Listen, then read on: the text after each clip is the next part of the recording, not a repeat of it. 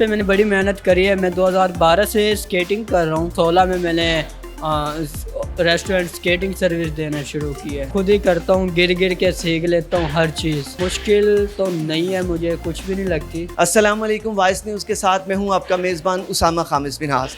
नाज़रीन, आपने नौजवानों को सड़कों पर स्केटिंग करते तो देखा होगा, लेकिन आज हम आपकी मुलाकात एक ऐसे वेटर से करवाएंगे जो कि खाना सर्व करते हैं लेकिन स्केटिंग करते हुए।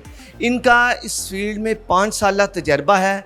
इन 5 सालों में खाना क्या, उनसे पानी का एक गिलास तक नहीं गिरा। आज मेरे साथ ये नौजवान फ़नकार मौजूद हैं।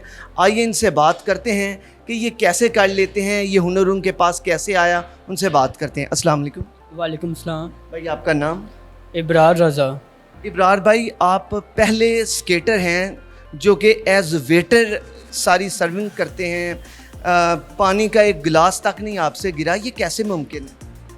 इस पे मैंने बड़ी मेहनत की है अपने ऊपर भी, और skating and waiter has a waiter, professional has a waiter skating service restaurant मैं देता रहा हूँ 5 साल में। अल्लाह का शुक्र है, अपने ऊपर इतना मैंने कॉन्फिडेंस बनाया है कि किसी भी चीज़ को प्रॉपर से पकड़ के और टेबल पर सर्व करना। सीढ़ियाँ भी चढ़ लेता हूँ, बाकायदा हर काम कर लेता हूँ इन्हीं पर। ये सीढ़ियाँ कैसे चढ़ लेते हैं? आम इंसान कोई चीज़ हाथ में पकड़ी हो तो उसे लेकर सीढ़ियों पर बहुत मुश्किल है कि बैलेंस को बरकरार रखा जाए। नौजवान लड़के सड़कों पर गिर जाते हैं, वो अपना बैलेंस बरकरार नहीं रख पाते। ये चीज़ आपने कहाँ से सीखी?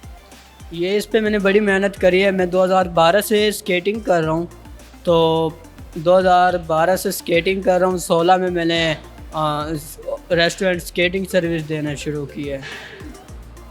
और कहीं से सीखा ये? नहीं है, कहीं से नहीं सीखा, बस शौक़ पड़ गया था। वालदा डरती थी, रोड पर स्केटिंग करता था तो वो परेशान भी होती थी कहीं गिर ना जाए, लग ना जाए। तो बाकायदा फिर मम्मा ने कहा है कि कुछ न तो होटल लाइन ज्वाइन कर ले, वहाँ स्केटिंग सर्विस कर लो। तो मैंने कहा चलो हाँ, ये भी ठीक है, अर्निंग भी हो जाएगी मेरी और मैं अपना शौक़ भी पूरा कर लूँ।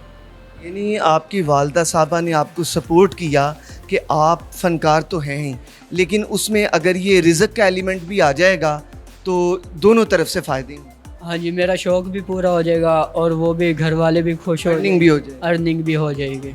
आपका एक मुनफरिद तरीका है, घूमते हैं बाकायदा, बड़े इजी हो कि आपका इस फील्ड में इतना तजर्बा है, उसमें घूमते हुए डर नहीं फील होता कि मैं अगर गिर जाऊंगा तो सारे कस्टमर्स देख रहे होंगे? ऐसा होता? नहीं, मुझे बिल्कुल भी फील नहीं होता। मुझे लोगों की टेंशन नहीं है। मुझे अपने ऊपर इतना फ़ख्र है कि मैं इजीली हर काम कर लूँगा। अच्छा, जब लोग ये देखते हैं, कस्टमर्स जिन्हें आप सर्विंग के लिए जाते हैं, खुश होते हैं देख के? बहुत खुश होते हैं, बड़े खुश होते हैं। फिर वो लड़के भी हैं दूसरे वेटर, वो फिर बोलते हैं, रिक्वेस्ट करते हैं सर वो भाई को बुलाएं जो स्केटिंग वाले पहने हुए हैं जूते, उनको बुलाओ और हमारी सर्विस भी वो करे। यानी आपकी मांग बढ़ गई? हाँ जी, अल्हम्दुलिल्लाह। पहले इधर लाहौर में ही आपने किया है या पहले कहीं और जॉब करते?